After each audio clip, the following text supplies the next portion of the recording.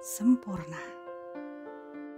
Assalamualaikum, selamat pagi Sasa Lovers. Pagi ini aku akan memasak steak menggunakan daging sapi lokal, sehingga ada kemungkinan alot jika tidak melalui proses pengempukan maupun menggunakan bahan pengempuk daging. Untuk membantu mengempukan daging bisa menggunakan bubuk paya,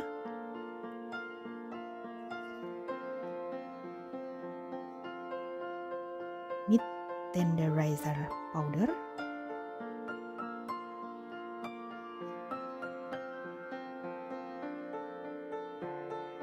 meraih penghargaan International Golden Trophy for Quality. Ini buatan Indonesia, harganya murah Rp12.000,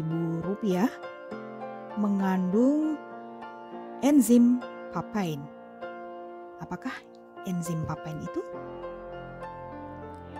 Enzim papain merupakan enzim protease yang terkandung dalam getah pepaya, terdapat di bagian buah pepaya, terutama pepaya muda, batang maupun daunnya.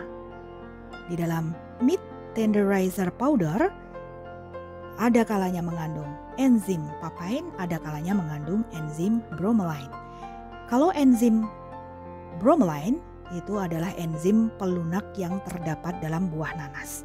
Jadi untuk mengempukkan daging bisa menggunakan enzim papain yang terdapat dalam buah pepaya, bisa menggunakan meat tenderizer powder, bisa menggunakan buah pepaya segar, buah kiwi segar yang diambil sarinya atau dibuat jus. Seperti ini bentuk meat tenderizer powder.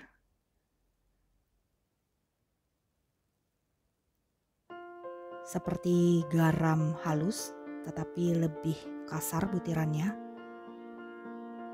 Di dalam meat tenderizer powder terdapat kandungan anti kolagen yang dapat memecah urat kolagen atau serat daging. Serat daging inilah yang dapat membuat daging menjadi alot atau keras saat dimasak. Dengan menambahkan meat tenderizer powder, maka tekstur daging akan menjadi lebih empuk karena enzim papain yang terdapat di dalam meat tenderizer powder ini dapat memecah serat elastis penyebab daging alot. Cara menggunakan bubuk paya, taburkan saja ke atas permukaan daging. Dagingnya jangan basah ya, jadi dikeringkan dulu dengan tisu penyerap minyak dan air seperti Pesio atau Tesa. Seperti ini. Keringkan dulu, kemudian taburkan bubuk paya ke atas permukaan daging, dibolak-balik. Untuk 1 kilogram daging gunakan 1 sendok makan bubuk paya. Diamkan selama 20 menit. Setelah itu dapat dimasak. Lebih baik tidak terlalu lama agar daging tidak berubah menjadi kenyal.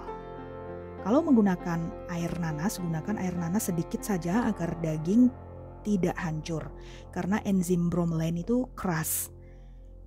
Setelah diberi bubuk pengempuk daging, kemudian daging ditusuk dengan garpu, bisa juga menggunakan meat tenderizer seperti ini.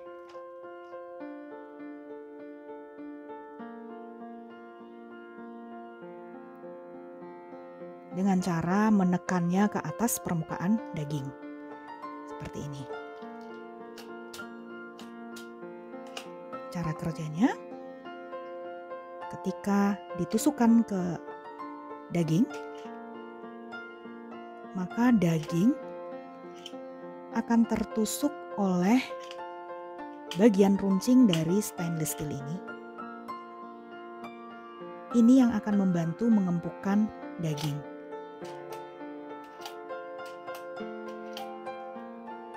Karena setelah daging diberi bubuk pengempuk daging kemudian ditusuk menggunakan garpu atau menggunakan meat tenderizer, bumbunya akan meresap ke dalam daging, termasuk enzim papain atau enzim bromelain yang ditambahkan di dalam meat tenderizer powder. sehingga enzim papainnya atau enzim bromelainnya dapat memecah serat elastis yang terdapat pada serat daging sehingga daging menjadi lebih empuk. Tidak perlu lama-lama, cukup 20 menit. Di samping itu daging juga dapat dipukul-pukul. Ada palu khusus untuk mengempukkan daging, tetapi aku lebih suka menggunakan meat tenderizer yang memiliki ujung runcing seperti ini karena bumbu juga dapat meresap ke daging dan tidak merusak serat daging.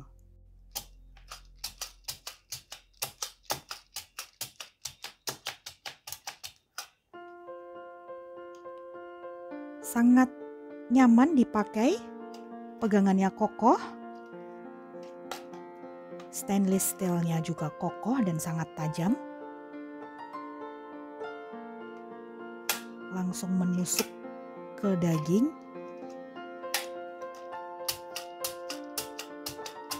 dan karena ini lumayan panjang sehingga dapat digunakan untuk daging yang tebal, efektif tanpa merusak serat daging. Untuk membuat steak yang lezat, aku menggunakan bahan garam, atau boleh juga menggunakan bumbu siap pakai, seasoning, all-purpose seasoning dari Jeyes. Ini sudah kucicip, rasanya enak sekali, cocok untuk steak berupa bubuk. Seperti ini. Kandungannya adalah mustard, bawang bombay, garam, bawang putih, paprika, ketumbar, lada hitam, tanpa penguat rasa, dan yang penting ini produk halal MUI. Kemudian aku menggunakan crushed black pepper atau merica hitam remah seperti ini. Butirannya kasar dan ini yang umum digunakan sebagai seasoning pada steak. Kemudian aku menggunakan butter. Aku lebih suka menggunakan salted butter. Salah satu contohnya merek Anchor, dan ini juga produk halal MUI. Aku menggunakan bawang putih cutting. Tidak perlu dibuka kulitnya karena nanti akan enak sekali jika dimasak dengan butter. Kemudian tambahan rosemary atau daun tim juga boleh, salah satunya. Ini aku simpan di freezer sudah beberapa saat sehingga warnanya yang semula hijau berubah menjadi kehitaman. Tak masalah, yang penting rasanya tetap enak. Sekarang kita masak dulu dagingnya, tetapi diberi bumbu dulu, garam atau all-purpose seasoning. Salah satunya saja karena ini juga sudah asin. Sedangkan black peppernya akan aku berikan nanti agar tidak gosong saat dimasak. Yang akan ku berikan pada daging kali ini adalah all-purpose seasoning, bumbu siap pakai.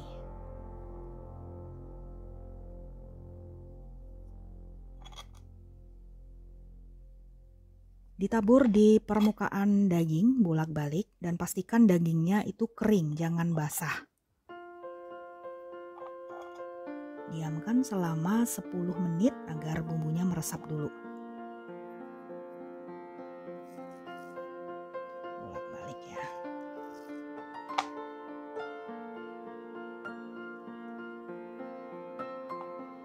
Ini tidak terlalu asin.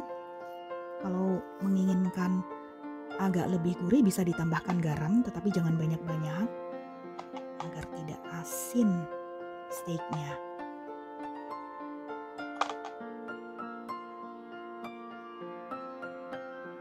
Kadang orang menambahkan garam untuk memunculkan permukaan steak yang berkerak saat dipanaskan.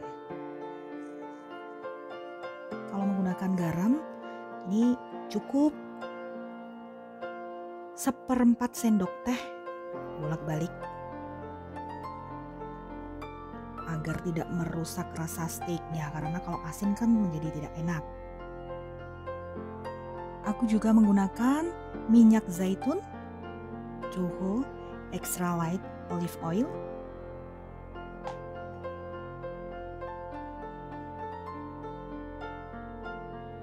komposisinya minyak zaitun extra light, ingredientnya refined olive oil and virgin olive oil. Ini dituang di atas permukaan daging, bolak-balik.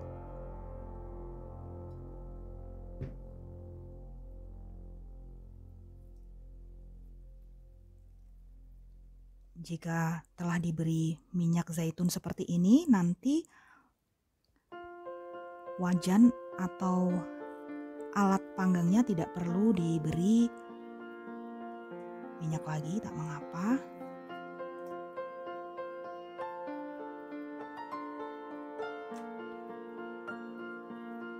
Nah, seperti ini akan aku diamkan dulu selama 10 menit. Panaskan wajan, kemudian biarkan sampai dia berasap dulu. Karena aku menginginkan steak yang bagian luarnya kering tetapi dalamnya masih juicy.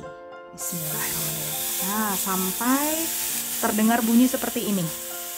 Ini saat yang tepat memasukkan daging ke wajan. Gunakan wajan anti lengket atau cast iron. Aku menggunakan Tefal.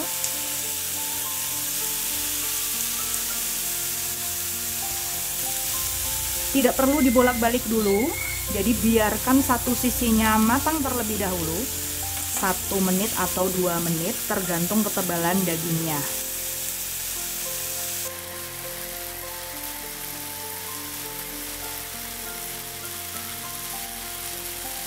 Mengapa tidak dibolak-balik? Karena aku menginginkan bagian dalamnya berwarna pink tetapi matang.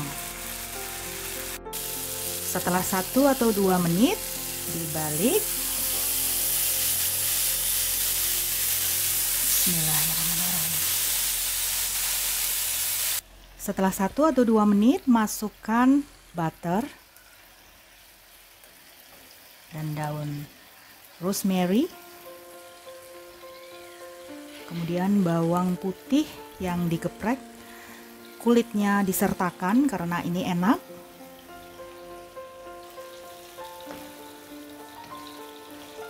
Biarkan butternya leleh dan aroma dari bawang putihnya juga keluar.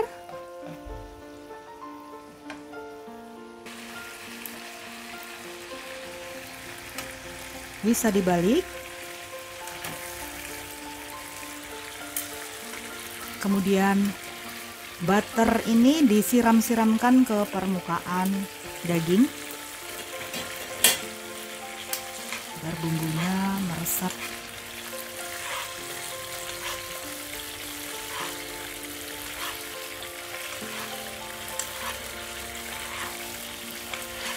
Aku menggunakan butter cukup banyak. Jadi 1 blok itu aku bagi 3 bagian. Aku menggunakan 1/3 blok.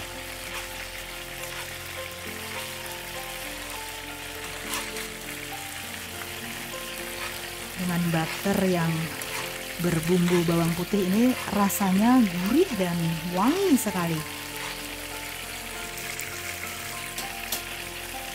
Ini sampai dengan tingkat kematangan yang aku mau. Setelah itu matikan apinya, kemudian dagingnya diistirahatkan. Letakkan daging di piring, kemudian siram dengan butter yang tadi digunakan untuk memasak.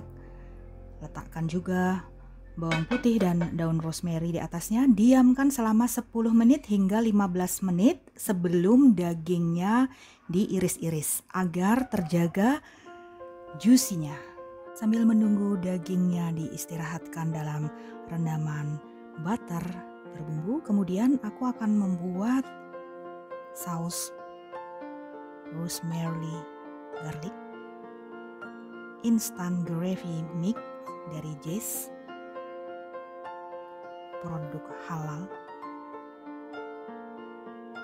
Aku hanya membutuhkan air atau kaldu sebanyak 250 ml. Aku juga akan menggunakan butter agar nanti sausnya lebih gurih lagi. Butternya menggunakan sisa bumbu ini. Kan 250 ml air atau kaldu sapi, kemudian masukkan bubuk rosemary garlic powder, aduk.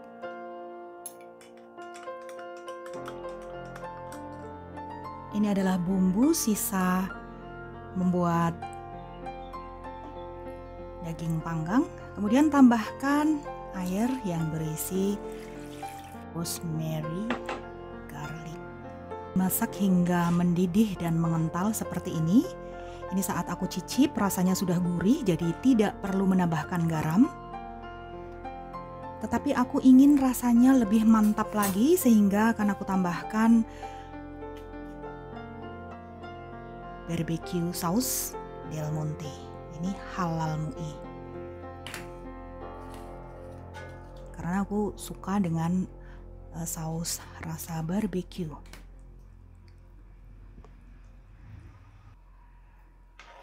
Didihkan kembali hingga larut dan mengental. Rasanya lebih enak sih menurutku kalau dicampur seperti ini.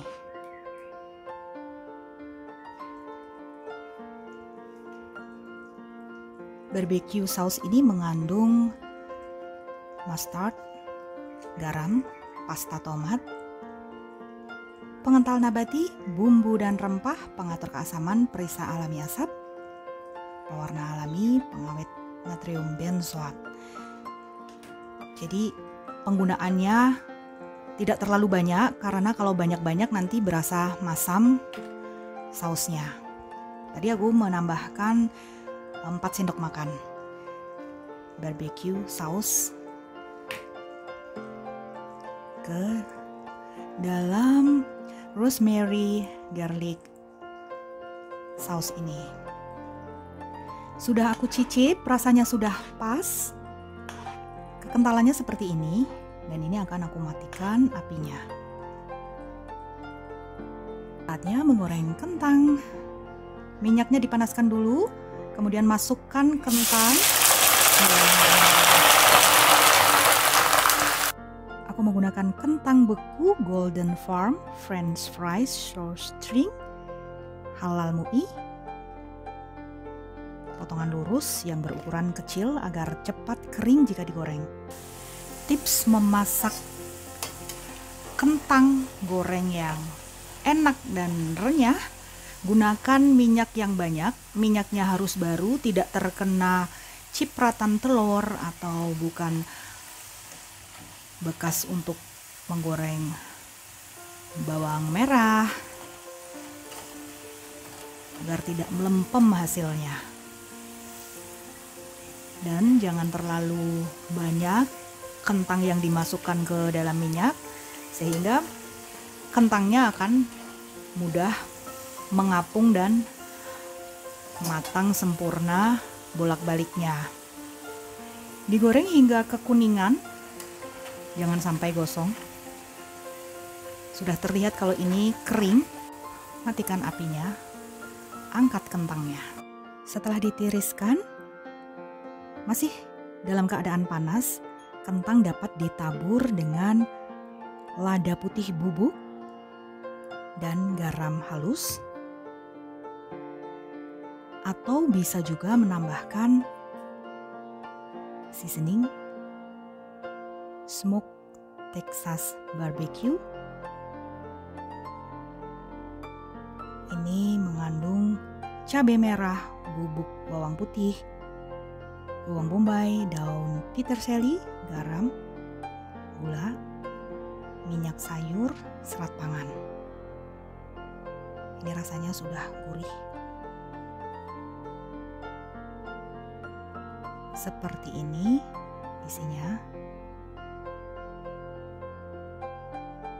Tanpa MSG, tanpa perwarna, dan pure sea salt. Akan aku beri sedikit-sedikit.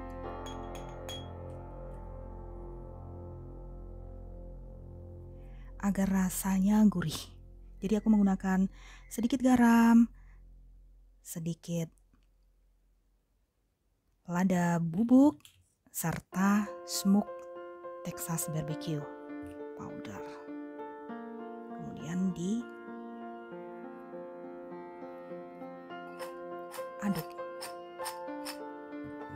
Beri di seluruh permukaan kentang agar semuanya terasa gurih.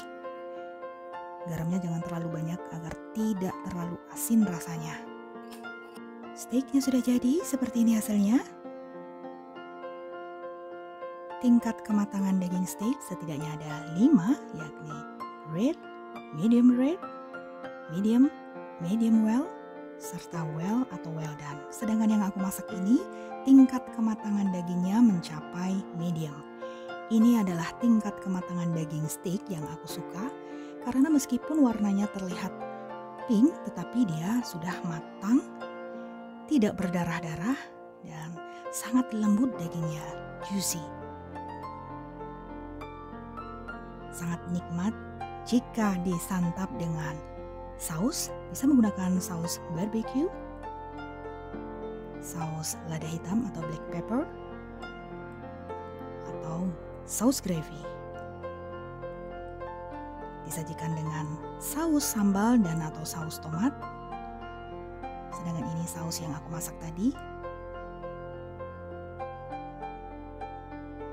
Kemudian pelengkapnya menggunakan sayuran yang direbus atau dimasak ca. Jika direbus bisa menggunakan sedikit garam pada air rebusannya sehingga warna sayurannya tetap cantik, hijau warnanya, dan wortelnya terlihat berwarna merah segar.